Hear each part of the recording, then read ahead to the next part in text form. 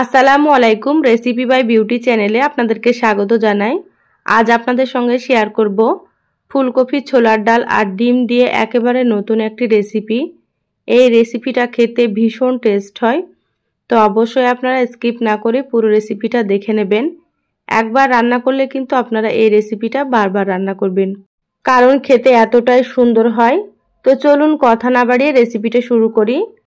এখানে দেখুন 3টে ডিম সেদ্ধ করে নিয়েছি, তারপরে খোসা ছাড়িয়ে ভালোভাবে ধুয়ে পরিষ্কার করে এইভাবে 2 টুকরো করে কেটে নিয়েছি। এখানে আমি একটা ডিম 2 টুকরো করে নিয়েছি।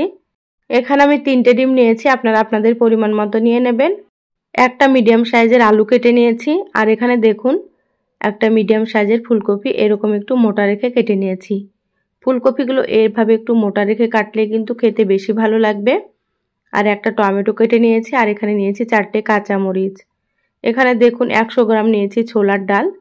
তো ডালগুলো সেদ্ধ করে নেব প্রেসার কুকারে। আপনারা চাইলে কিন্তু কড়াইও সেদ্ধ করে নিতে পারেন। ছোলার ডালগুলো সেদ্ধ করে সাইডে রেখে দিলাম। এবার গ্যাস অন করে কড়াই দিয়ে দিলাম আমি এখানে 3 টেবিল চামচ সরষের তেল। তো রান্নাটা আমি সরষের তেলে করব, আপনারা চাইলে কিন্তু সাদা তেল দিয়ে করতে পারেন। এবার আমি কেটে রাখা ডিমগুলো দিয়ে দিচ্ছি।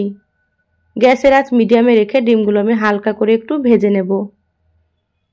সেদ্ধ ডিম খুব বেশি কড়া করে ভাজলে কিন্তু খেতে ভালো লাগে না, সেজন্য হালকা করে ভেজে নিচ্ছি। দেখুন ডিমগুলো হালকা এক পাশ ভাজা হয়েছে, এবার আমি উল্টে নিচ্ছি। এইভাবে করে এপাশ ওপাশ করে একটু ভেজে নেব। ভাজা হয়ে গিয়েছে, এবার আমি ডিমগুলোকে তুলে নিচ্ছি। এইভাবে আপনারা হালকা করে ভেজে নেবেন, দেখবেন খেতে অনেক বেশি ভালো লাগবে। এবার আমি ওই তেলের মধ্যে ফুলকপিগুলো দিয়ে দিচ্ছি।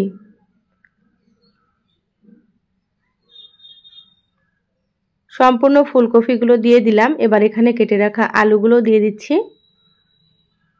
এবার আমি এখানে দিয়ে দিচ্ছি হাফ চা চামচ হলুদ গুঁড়ো। এখানে আমি লবণ দিচ্ছি না, শুধু হলুদ দিয়ে কিন্তু ফুলকপি আর আলুগুলোকে ভেজে নেব। লবণ দিলে কিন্তু ফুলকপি থেকে অনেকটা পানি ছাড়বে, সেজন্য আমি এখানে লবণ দিলাম না। এবার নেড়েচেড়ে ফুলকপিগুলো একটু লালচে করে ভেজে নেব। গ্যাসের আঁচ হাই হিটে রেখে নেড়েচেড়ে ভেজে নিচ্ছি। অবশ্যই ফুলকপি ভেজে নিতে হবে, না হলে কিন্তু খেতে ভালো লাগবে না। আপনারা ভেজে নেবেন।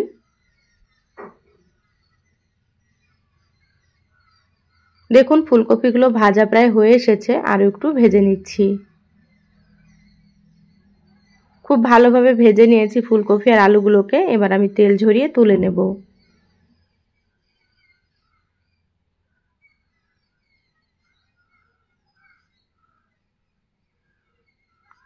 সম্পূর্ণ ফুলকপি আর আলু তুলে প্লেটে রেখে দিলাম। এবার আমি ওই তেলের মধ্যে দিয়ে দিচ্ছি হাফ চা চামচ গোটা জিরা। জিরা দিলে কিন্তু ফ্লেভারটা খুবই ভালো লাগে। এবার একটু নেড়েচেড়ে ভেজে নিচ্ছি। কয়েক সেকেন্ড ভেজে নিলাম। এবার এখানে দিয়ে দিচ্ছি 2টো পেঁয়াজ কুচি। পেঁয়াজটা আমি লম্বা করে কুচি করে নিয়েছি। এবার আমি পেঁয়াজগুলোকে একটু নেড়েচেড়ে লালচে করে ভেজে নিচ্ছি।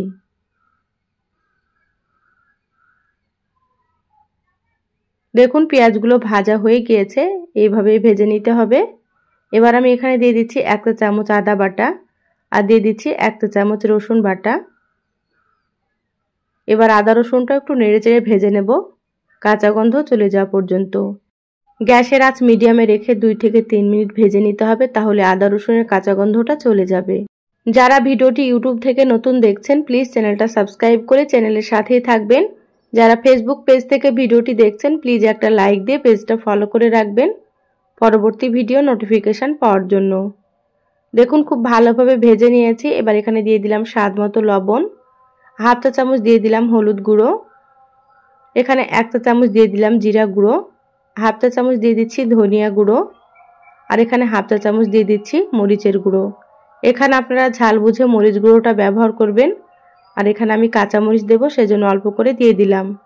এবার সামান্য পরিমাণে পানি দিয়ে মশলা খুব ভালোভাবে কষিয়ে নিচ্ছি। অবশ্যই এখানে একটু পানি দিতে হবে, না হলে কিন্তু শুকনো মশলাগুলো পুড়ে যাবে। গ্যাসের আঁচ মিডিয়ামে রেখে সময় নিয়ে একটু মশলাটা খুব ভালোভাবে কষিয়ে নিতে হবে। এবার এখানে আমি কেটে রাখা টমেটোগুলো দিয়ে দিলাম। মশলার সাথে খুব ভালোভাবে কষিয়ে নেব। যত ভালোভাবে মশলা কষানো হবে ততই কিন্তু রান্নাটা খেতে ভালো লাগবে। তো অবশ্যই আপনারা কিন্তু মশলা খুব ভালো মতো কষিয়ে নেবেন। মশলা কষানো হয়ে গিয়েছে, দেখুন কতটা সুন্দর হয়েছে কালারটা। এবার আমি এখানে দিয়ে দিলাম ভেজে রাখা ফুলকপি আর আলু। এবার এখানে দিয়ে দিচ্ছি সেদ্ধ করা ছোলার ডাল।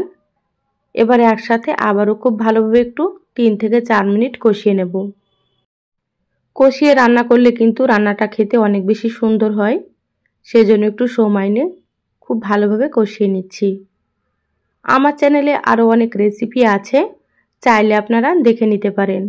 আমি সবসময় আপনাদেরকে ঘরে থাকা উপকরণ দিয়ে রেসিপিগুলো দেখানোর চেষ্টা করি, খেতে খুবই ভালো হয়। তো অবশ্যই আপনারা একবার রান্না করে খেয়ে আমাকে কমেন্ট করে জানাবেন আপনাদেরকে কেমন লেগেছে। দেখুন খুব ভালোভাবে কষিয়ে নিলাম। এবার আমি এখানে দিয়ে দিচ্ছি ছোলার ডাল সিদ্ধ করেছিলাম সেই পানিটা। এখানে আরও একটু পানি দিয়ে দিচ্ছি। তো আপনারা এখানে পরিমাণ মতো ঝোলের পানি দিয়ে দেবেন। আপনারা যেমন ঝোল রাখতে পছন্দ করবেন সেইভাবে করে এখানে পানিটা ব্যবহার করবেন। এখানে 6-7টা মতো দিয়ে দিলাম চেরা কাঁচামরিচ। আপনারা ঝাল খেতে যেমন পছন্দ করেন সেইভাবে করে এখানে কাঁচামরিচটা দিয়ে দেবেন। এবার নেড়েচেড়ে খুব ভালোভাবে একটু মিশিয়ে নিচ্ছি। এখানে আমি 3 কাপ পরিমাণে পানি দিয়ে দিলাম। যেহেতু ফুলকপিগুলো সেদ্ধ হবে সেজন্য একটু পানি বেশি দিতে হবে। এবার ঢাকা দিয়ে রান্না করে নেব 10 থেকে 12 মিনিট। 6 মিনিট পর ঢাকাটা খুলে নিলাম। এবার একটু নেড়েচেড়ে নেব। দেখুন আলু আর ফুলকপিগুলো সেদ্ধ প্রায় হয়ে এসেছে। এবার আমি এখানে ভেজে রাখা ডিমগুলো দিয়ে দিচ্ছি। এভাবে করে একটু ফুলকপি আর আলুগুলোকে সেদ্ধ করে নিতে হবে, তারপরে কিন্তু এখানে ডিম দিতে হবে। ডিমের কুসুমের দিকটা আমি উপর দিকে দিচ্ছি, তাহলে কিন্তু ডিমটা ভেঙে যাবে না। এবার আমি এখানে দিয়ে দিচ্ছি সামান্য একটু গরম মশলার গুঁড়ো, আর এখানে দিয়ে দিচ্ছি কিছু ধনিয়া পাতা কুচি। ধনিয়া পাতা দিলে কিন্তু ফ্লেভারটা খুবই ভালো আসবে আর খেতেও বেশ ভালো লাগবে। এবার ঢাকা দিয়ে রান্না করে নেব আরও 5 থেকে 6 মিনিট, তারপরে আপনাদেরকে দেখাচ্ছি।